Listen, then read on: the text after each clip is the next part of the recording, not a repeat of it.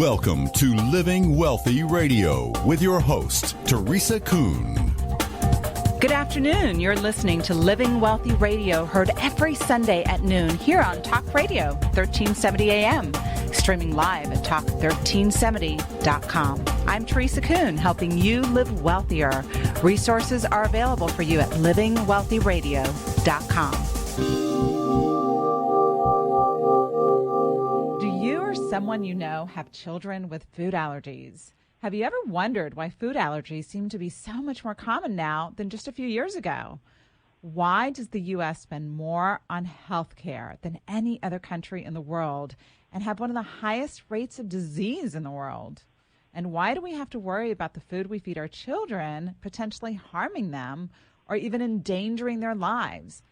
What, if anything, is wrong with our food supply, and how can we protect our health and the health of our families?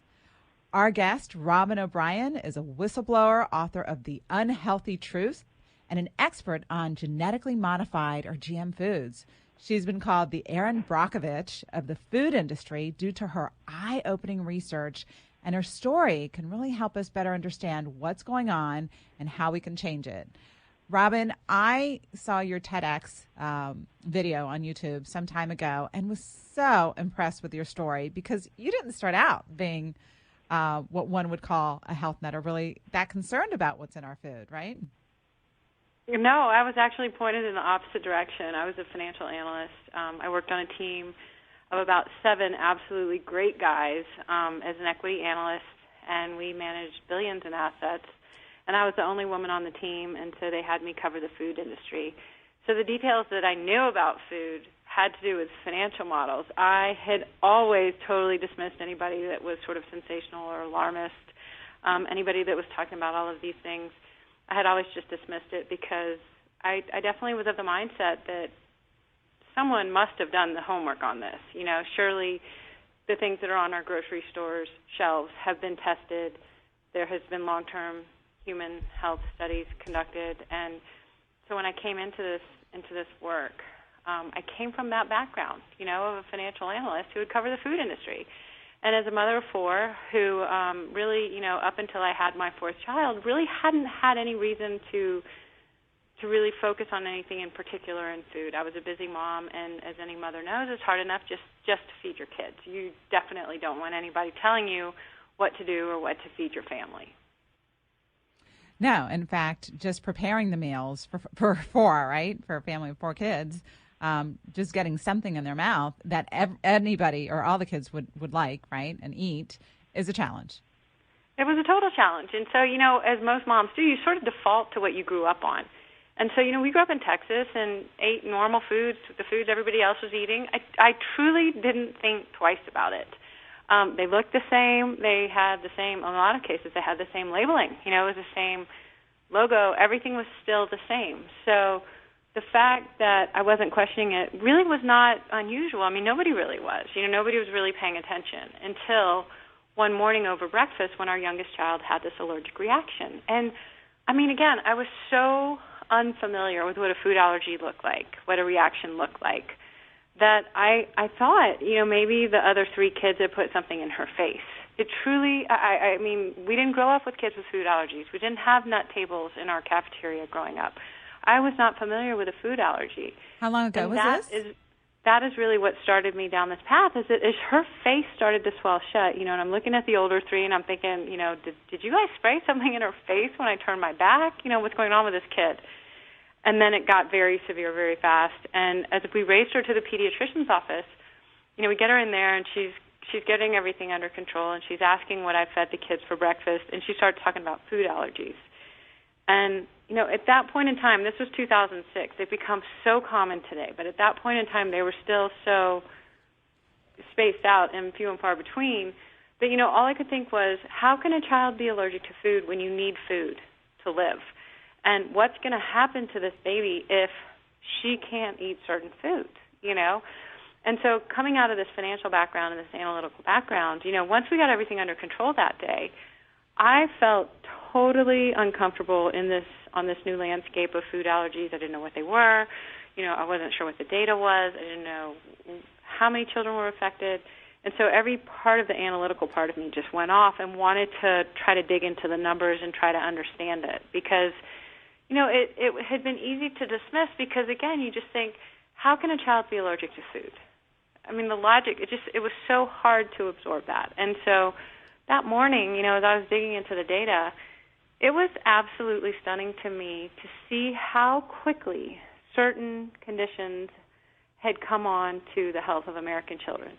And food allergies was one of them. The data was saying that from 1997 until 2002, there had been a doubling of the peanut allergy. The CDC later came on to say that from 1997 to 2007, there had been a 265% increase in the rate of hospitalizations related to food allergic reactions. So upticks like that analytically don't fall out of the sky. What is the trigger that suddenly was causing all of these kids to see food as foreign and launch these inflammatory attacks on food, And really in those early years, then that question started to sort of form in my mind of, are they allergic to food or has something been done to it? And that whole first year, I really was trying to get a hold of food allergies. I was trying to understand the data. I was trying to figure out ways to protect her, learning about all these new medical devices that we were going to be required to have. It's a complete tsunami of information, to literally protect the life of my child. And as I kept trying to understand food allergies, I had this old habit, of having been an analyst where I would, track ticker symbols and follow certain headlines, and there were certain categories and industries that I had always followed. And so using that same protocol, I set up a system to really try to understand the food allergy space.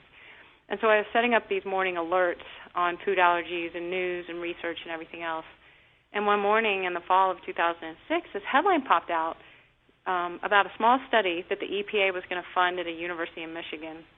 And the title of the study was, along the lines of, do genetically engineered foods cause food allergies? And I'm thinking, what's a genetically engineered food? And so I start peeling that back because I'd never heard of genetically engineered foods. I reach out to the researcher, again, because I don't come out of the medical world, so I'd spent a lot of time reaching out to doctors and scientists and allergists and researchers. So I reached out to this guy. I said, okay, fill me in here. My child's got this life-threatening reaction. What are genetically engineered foods, and what are you going to be studying here? And he said, we introduced these foods into the food supply in the 1990s, and no animal testing model existed. So we could compare known allergens to the existing known allergens that are in the food supply, but the creation of new proteins and new allergens that might occur in this new technology, this new process called genetic engineering, that's the part we don't have any tests for. So he was going to be looking into how can we better test this stuff to ensure that it's not causing allergic reactions. So, Robyn, if I may interrupt for a moment. First of all, the definition of food has been expanded, right? What we understood as food growing up is very different today than what is defined as food. Well, exactly. And as somebody who covered the industry as a financial analyst, I knew why they were taking out real ingredients like real colors and putting in artificial colors. And why is that? It helps drive margin. It is way easier for a company to mass produce an artificial yellow color than it is to derive it naturally, out of something that occurs naturally in nature. And so, again, these are business models. And so they figured out ways to swap out the real stuff and swap in these artificial ingredients. They figured out ways to get cows to make more milk by pumping them full of these artificial growth hormones, and as a business model, strictly as a business model, it makes perfect sense.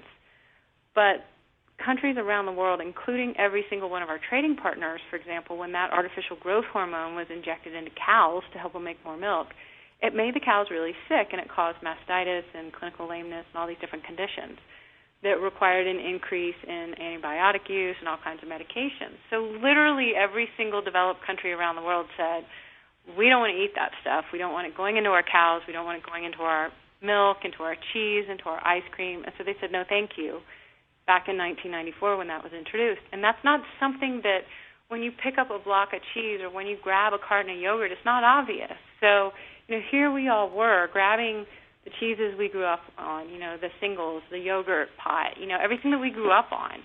having no idea that this artificial growth hormone was now in it. And those types of changes, they started, probably the most prominent one was the introduction of high fructose corn syrup, which on the same day in 1984, Coke and Pepsi announced, hey, we're going to move out of sugar. We're going to switch into high fructose corn syrup. And it was because it was a cheaper ingredient to use than sugar. And, Coke and Pepsi is like the Republicans and the Democrats. I mean, they're not going to agree on anything ever, hardly. And here you had both those companies on the same day announcing together at some joint press conference that they were going to swap into high fructose corn syrup because it was this artificial ingredient. It was better for their margins, better for their shareholders. So as business models, I got it. But what had started to happen was, beginning with high fructose corn syrup, marching on through these artificial dyes, through these artificial growth hormones, and then to these genetically engineered ingredients, suddenly our food was full of a lot of different things that literally hadn't been in it a generation ago. And that question of, are we allergic to food or what's been done to it, kept coming back. So many things I can ask you about up to now, but let's go with our trading partners and other countries around the world that had said no to the hormones that were being given to the cows. Why didn't the United States say no? Why were we the only country who accepted this hormone being injected into our milk supply? There are a couple different reasons. We have a standard here in the U.S. that we say things are allowed into our food supply until they're proven dangerous, whereas other countries take what is called a precautionary approach, and they say we will not allow something into our food supply until it's proven safe. So in the U.S., the part of the issue is that, and it's a budget issue that's age-old, but it's, how are we spending our money at the federal level? And the FDA does not have any kind of budget to conduct any kind of independent safety testing. So it relies on industry to provide the safety testing for their own products. And, I happen to have a grandmother who's 102 years old. She still lives in Louisiana. And when I was telling her this, she was like, that's like the tobacco industry, and that's exactly what it's like. So we had industry vouching for the safety of its own products. The FDA can't run any sort of independent testing to verify it one way or the other. With the genetically engineered ingredients, there is no mandatory pre-market safety testing that's required. It's all voluntary.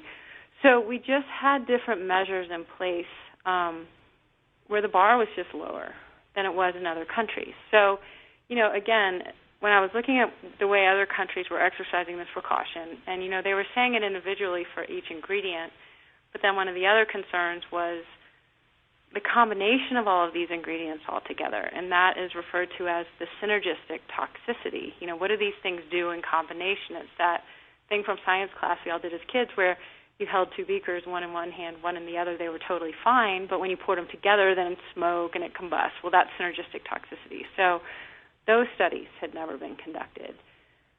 And for that reason, countries around the world said, we're going to exercise precaution, we're either going to keep this stuff out, or we're going to label it so that consumers can make an informed choice.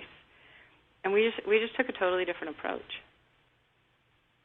So when it comes to labeling, though, there's been a lot of fighting in the food industry regarding what should or should not be labeled. And it doesn't seem like the consumer's winning. Because members of the Grocery Manufacturers Association, which are all the companies I used to cover when I was an analyst, they'll say, they'll just throw this fear that if we label these things, it's going to drive up food costs, and only people that are wealthy could afford to eat if these foods were labeled.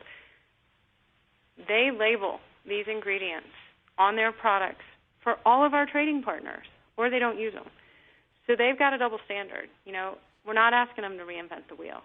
If they can label these ingredients in the UK, Australia, Japan, New Zealand, even in Russia and India and China, there is labeling on Kraft mac and cheese, then why in the world have they not introduced that same thing here in the United States? So I'm a little confused, though, because our standards, you say that our standards are so much lower for assuring that the food supply is safe. However, on the other hand, or there's not a big budget for that, right? And the FDA basically says, industry, police yourself. However, the FDA has aggressively pursued those farmers who may share raw milk and farmers and food co-ops that share raw food or vegetables grown in their own gardens. So it seems like there's such a double standard that the It really is, and I think both need to be policed, quite honestly. I mean, if you're going to democratize it, democratize it.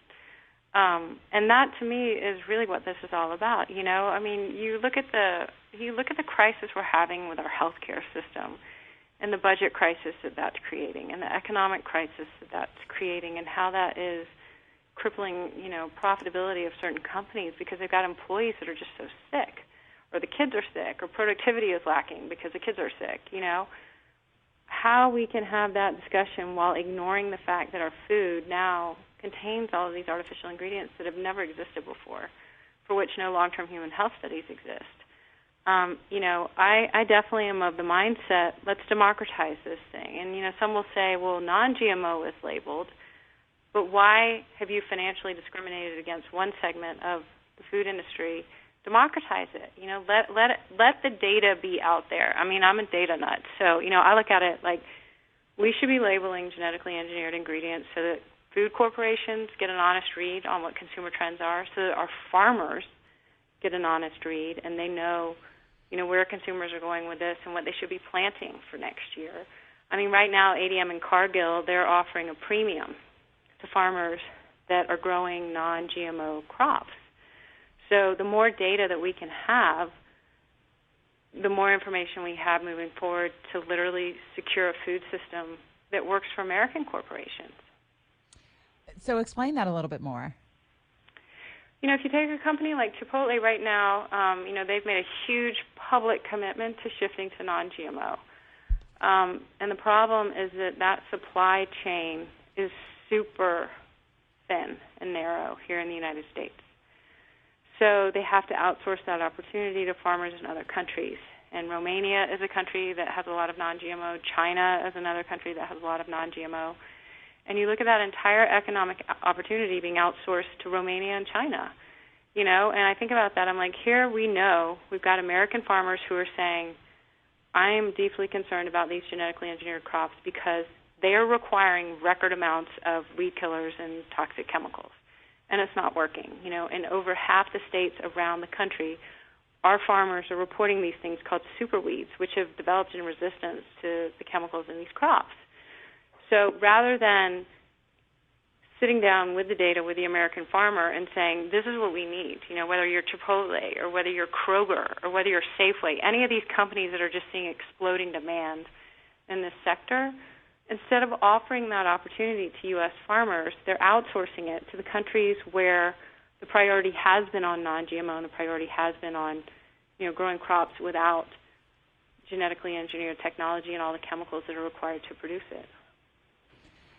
So the largest provider of these agrochemical and biotechnology products that these farmers here in the United States have been using is Monsanto. What's the influence, in your opinion, that Monsanto has over the FDA and the government regulation regarding the food supply and the farmers? I think in any industry, when you have one or two companies that become so powerful and can really exercise such an influence over an industry, it's not in the best interest for anyone. I mean, we saw that with airlines. It's whittled down to such a narrow scope that the consumer definitely is not benefiting from where the airline industry is today. You look at a company like Monsanto, and they'll say they're a team player because they license out their patents or they license out the use of their products to some of their competitors like Syngenta or Dow or DuPont. But I think that they exert such influence and they have such a huge position over the industry that, again, the barriers to entry are enormously high. And that is not in the best interest of the industry That's not in the best interest of American farmers, and that's definitely not in the best interest of food companies or the consumer. So, what measures need to be put in place to lower those barriers to entry so that you can have a vibrant, competitive marketplace in this space? And then we really will get the best technologies for the American farmer and for the global food system. We'll get the best technologies forward when you have the kind of dominance that we see today. And, what's unique about this one is that the technologies are protected under patent law. So, where Monsanto loves to claim that all of these things are substantially equivalent, that they look, taste, and smell the same, at the same time, genetically engineered corn is regulated by the EPA as a pesticide because of its ability to produce its own insecticidal toxins internally within the plant. And then at the same time, the U.S. Patent and Trademark Office also grants patents on the unique novel characteristics and traits of these crops to the patent holders. So, really, I think it's a fascinating business model to study. So, Robyn, can you please repeat what the EPA labels genetically modified corn as? I think that's really, really important. To me, it is really important, and I think, people love to say, there's more science than has ever been done before on any crop, and they love to try to take it onto a science playing field. This is simply give us the information. And when you consider the fact that it's called BT corn, it's been genetically engineered to produce its own insecticidal toxin. And the reason that they did it was because there was growing concern of the spraying of insecticides over agricultural fields. So using this new technology, they were able to literally engineer that insecticidal toxin into the seed of the corn plant, so that as it grows, it releases its own insecticide. So any consumer knows, you rinse your veggies, you rinse your fruit, you cannot rinse it out of the DNA of a corn plant. And for that reason, the EPA said this has to be regulated by the EPA as a pesticide. So, any consumer, if you saw those two pieces of corn sitting on your kitchen table, you wouldn't be able to identify which was which. I simply want to know which one is regulated by the EPA as a pesticide. And this is what we're eating. This is what our children are eating. This is so outrageous. We're going to go to break. Our guest today is Robyn O'Brien, and we are discussing the changes that have been made to our food supply in the past generation and the health crisis that it's caused. And we are going to dig even deeper and discuss practical solutions when we return from our quick break. This is Teresa-Kuhn with Living Wealthy Radio.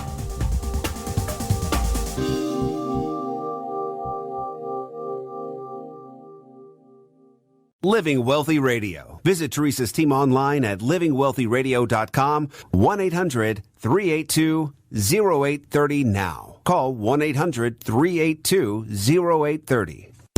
Welcome back, Austin, to Living Wealthy Radio with Teresa-Kuhn.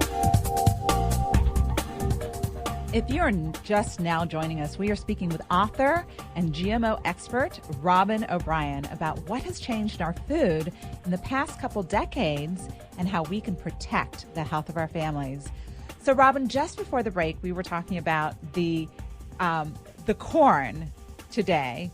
That it's the EPA has basically said that the corn, the genetically modified corn that has an insecticide is an insecticide. It's not, it's what you would spray crops, weeds with. And so basically a poison, right? I mean, if we go to Home Depot or Lowe's and we buy some weed killer, it says on the package, danger, right? Do not eat, do not put on your skin because it's poison. But we're eating this poison. Well, exactly, and I mean, as any parent knows, you are told to not store something like Roundup weed killer under your kitchen sink. I mean, any parent knows that, to keep it out of the reach of children.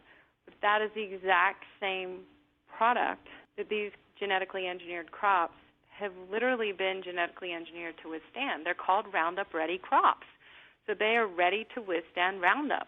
So that is what is being routinely sprayed across our food crops in record amounts, and I mean, I can guarantee you I did not want to know this. I did not want to know this. I grew up in Texas. I ate all this stuff. I ate all of this stuff through all 4 pregnancies. I was not looking to know this at all. And when I did learn it and started asking some really basic fundamental questions, I kind of joke, like the food industry kind of had an allergic reaction to me because I was starting to ask all of these questions that they really did not want anybody to bring up. And that was, it was fascinating, but I think, they'll say they're safe, and, anybody who's sounding the alarm on this is an alarmist. Well, are you telling me that 60% of the world's population, 64 of our trading partners and over 20 others, 64 of them have labeled these ingredients because of the unknown, and over 20 more have banned them altogether because of that unknown. So, again, when you step back and you kind of look at it through a global lens, it's a technology that's been introduced only in the last 20 or so years, which, with no long-term human health studies, and you really start to look at what is happening quickly to the health of the American people. I'm an analyst. I came out of that background, so I know correlation is not causation. I'm not saying correlation is causation. What I am saying is correlation of this magnitude merits an investigation. And when you have a 265% increase in the rates of hospitalizations related to food allergic reactions over the exact same 10-year period that this stuff was introduced, it merits investigation. And while we're investigating, it merits labels. So this Roundup corn, let's just think about this. It's not only the ear of corn that we're eating, right? I'm in Texas, so it's the chips, the tortilla chips that's got corn. It's the feeds that the farmers are giving their cows and their cattle, and that goes into our food supply in the form of meat that we buy. Right? Right. And so, like a company like Chipotle, what they're trying to do through this, announcement that they made was, they were like, okay, we got to kind of take out the low-hanging fruit.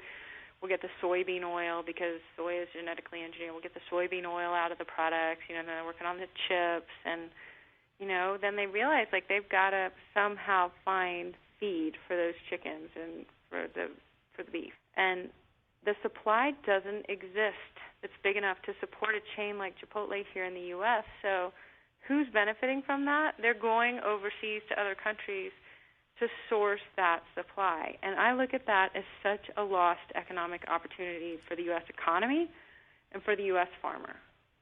Well, doesn't the U.S. government subsidize our farmers? They do subsidize the farmers that choose to use the genetically engineered crops. And so, again, when you talk about a level playing field economically, it is not there.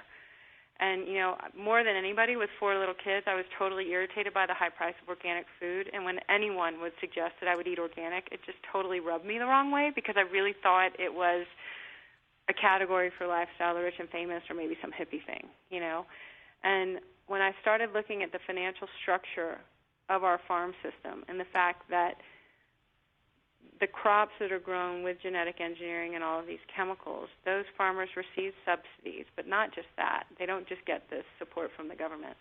They also get crop insurance, and they also get marketing support. So all around that business model, they're supported financially. Where if there's a farmer that wants to grow things organically, which means by law they are not allowed to use genetically engineered crops and the chemicals applied to them, they have to pay a fee to prove that their stuff is safe, and then they have to pay a fee to label it. And then they don't get the marketing, and they don't get the insurance support. So their entire cost of production is much higher. And, it doesn't matter if I'm sitting down with a food company, sitting down with consumers. If you could neutralize that, if you could say, if pricing were not an issue, which one would you choose? People would choose the food without the chemicals. But as taxpayers, we haven't been given that choice. Imagine if when you were paying your taxes, you got to check a box saying, do you want to support chemically intensive agriculture, or do you want to support this clean agriculture that makes this food more affordable to everybody? It's pretty obvious what people would check. So, again, I think for the American citizen, it's a challenge because there is so much that has happened in the food industry in the last 20 years that we didn't get schooled on. Robyn, I have been studying food and health and nutrition for over 20 years. plus at least. And it's something that I dedicate a whole lot of time to. And the show is about bringing information to the public about lifestyle. I work with money. That's my thing. But this is an act of love. I know what you're telling me. I hear it.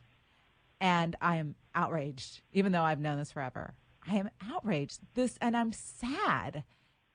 I know, horrible. I went through so many emotions. I was raised in such a conservative family in Texas, and it challenged so much more than how I navigated the grocery store. It challenged how I felt about so many different things on so many different levels. With this grandmother that's 102, is this what our grandparents fought for? Is this what my dad, who was in the Vietnam War, is this what he was fighting for? When he was fighting for our freedoms, one of the most fundamental freedoms we can have is to know what's going into our food. And how can you protect your family, and how can you take personal responsibility for your health if you don't have full information on what is going into your food? And so, personally, obviously, I struggled with, do I really have to be the one to step out and talk about this? I really struggled with that decision, and I couldn't not do it. And the way that I saw it was, truly, this is one of the most patriotic things that we can be doing. What kind of pushback do you get from the corporations? It's been enormous, and it's been consistent. What I've learned is that, now, when a pushback comes, I've usually hit on a talking point that they really don't want people to hear.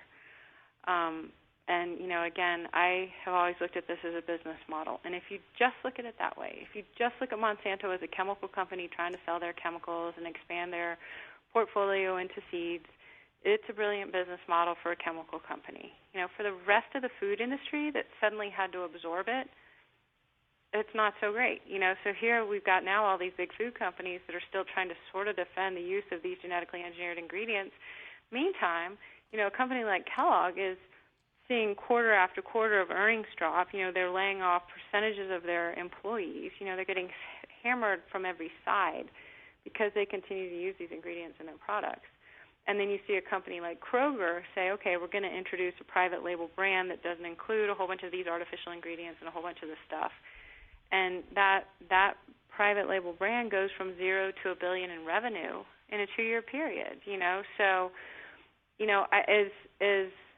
as gut-wrenching as it can be, if you can stomach it, then you realize there is enormous opportunity to be part of the change. And that's what our country is good at, is that if something isn't working, we iterate and we change, And so if you look at this as a technology, as a fairly new technology, the first patent was only in the 1980s. Most technologies go through a series of iterations before they get to anything that really is worth having around for a long time. And we're just not there yet. The first 2 products, one has been genetically engineered to withstand Roundup, so it's Roundup Ready crops. And then the other is this corn that's genetically engineered to produce its own insecticide. There are a lot of promises that we need this stuff to feed the world. There are a lot of promises they're going to create all of these different models and all these different iterations that are going to, cure different diseases. Those are forward-looking statements to shareholders. And if those are forward-looking statements, in the meantime, let's label these things so that we can see if they're actually doing what they promised to do. Because even in the first 20 years, the promise was that introducing these genetically engineered crops would reduce the use of weed killers. There has been a 527 million pound increase in the application of those herbicides and those weed killers to these crops. So it didn't do what it promised. So there needs to be an accountability. There needs to be a traceability so that if there is a liability, that the companies that have introduced these things can be held accountable. And if you think about a company like Intel, they are so proud to label that Intel is inside the products that they're going into, and they say we can't control the whole system, but we are super proud of Intel inside, and we're going to stand by that every step of the way. Why isn't a company like Monsanto proud to say Monsanto's inside? Robyn, I have a legal background. I went to law school, and about 18 years ago, I discovered that what I had been taught about how money works and the legal system and the government was a big fat lie, right? And you talk about your father fighting in the war and your grandmother and your grandparents and our ancestors, and the rights that they fought for in this country. And Monsanto and these companies, I think, hide behind, and the government hide behind the word capitalism. But this isn't capitalism. This is corporatism, right? Where most capitalism is free markets and data and informed decision making. That's capitalism as I understand it. And and that's what you're promoting. Corporatism is most of the wealth and power is concentrated in the hands of, the giant corporations, and the government is used as a tool by these corporations to consolidate the wealth and the power. What you're advocating is, hey, what I hear that you're advocating is, hey, give the consumer a choice, give the consumer the information. You're not necessarily saying ban Monsanto or, don't allow them to do what they're doing. Just give the consumers access to the information so they know they have the power to choose, hey, do I want the GMO or do I want something without the GMO, right? Right. Let the free market decide. And if things are labeled with GMOs and you have that night after night and you continue to see a reaction in your child, then you know that that's what's causing the reaction. If it's not labeled, that mother is running blind. And, we're not talking about a condition like obesity that can build over time. A life-threatening allergic reaction can take out a child in 9 minutes. And you look at the rates of the escalation of that condition alone. You look at, just this fall, the emails and the pictures that I have been flooded with of what nurses' offices look like today. The emails from nurses themselves saying, oh, my God, 3 of my 4 kindergarten classes are stacked with these kids, It is not what it was even 10 years ago. And I think that is just an irrefutable truth. When you look at the data of what is happening to the American children, something has to be done to address it. And it's not a Republican or a Democratic issue. It doesn't matter what side of the aisle you're on. To me, this is a fundamental human right to know what is in the food we are feeding our families. And if you do care about the health of our military, which I do, my dad was in it, how are these kids going to be healthy enough to serve our country 10 years from now? We have to step back a little bit and say they may only represent 30% of the population, but they are 100% of our future. And what measures can we be putting in place today to ensure that future is a healthy one? These little kids' bodies are being bombarded with all sorts of experimental chemicals, vaccinations, in the name of food, in the name of health, and it's epidemic, right? But we also see the adults. We also see, the population in general, how the health has declined. Oh, absolutely. The President's Cancer Panel report, which was formed under the Bush administration and the report released under Obama, so bipartisan, it announced that 1 in 2 men and 1 in 3 women are expected to get cancer in their lifetime. The CDC has reported that cancer is the leading cause of death by disease in American children under the age of 15. So, people would love to say, well, that's because we've eradicated other diseases. 1 in 2 men are expected to get cancer in their lifetime. As one of the boys said at the breakfast table this morning, he said, Mom, that means I have a 50% chance of getting cancer. It's not acceptable, And again, I look at that, I'm like, what is the impact of that going to be on our society, on our families, on our corporations, on our economy, on our healthcare system, on our competitiveness in the global marketplace? It affects every single one of us. We all have brothers, fathers, sisters, mothers, ourselves, right? Our children. This is such a huge problem. And they call you the Erin Brockovich of the food industry. What are you doing to make a difference here? What exactly are you doing? Well, I spend a lot of time educating people, and, I think because of my background being both financial and coming out of Texas, I can reach an audience that normally didn't want to hear this, and I was that audience. I didn't want to hear it. So I serve on the boards of a lot of nonprofits around children's health. The Allergy Kids Foundation is the one that I started that's a 501c3. But then, what I think is fascinating is how I continue to hear from these big public companies that have CEOs that have children with autism, or they have a wife that's just been diagnosed with cancer. And like you said, no one is immune. these conditions are touching all of our families, regardless of where we are socioeconomically, regardless of what our job is. And I think this food awakening is happening where people realize we have to be brave enough to start to make these changes. And those changes are requiring, demanding of the food industry to label their products so that we know. In some cases, I think it's labeling of GMOs. But given that no long-term human health studies have ever been conducted on these things, and one of the chief concerns was allergenicity, if I were the CEO of a food company, there is no way I would want to carry that liability on my balance sheet, especially when a company like Monsanto in their own SEC filings say they can't stand by labeling. So if the producer of the food is not willing to stand by the labeling, why should the food industry? I mean, if I were that CEO, I would say there's no way I want to label this stuff. Figure out how I can source non-GMO. And I think that's the shift we're starting to see. You see Chipotle say we want non-GMO. You see Kroger expanding into that category. You see Cheerios, even though it was just token amount of the ingredients, Cheerios is saying, okay, we hear you, we're getting GMOs out. These companies don't want to label it. But, if they really are pushed by the consumer, I think what we'll start to see is this trend towards non-GMO, where they just simply remove the ingredients altogether. What is the legal liability exposure that the agrochemical companies have, like Monsanto? Have they been able to get Congress to shield them from lawsuits from the general population? They're definitely they're brilliant companies. They're absolutely brilliant, and they've been in the chemical industry for over 100 years. So it's not like they suddenly realize that they've got a product that is controversial on their hands. It's something they've been dealing with for the lifetime of the company. But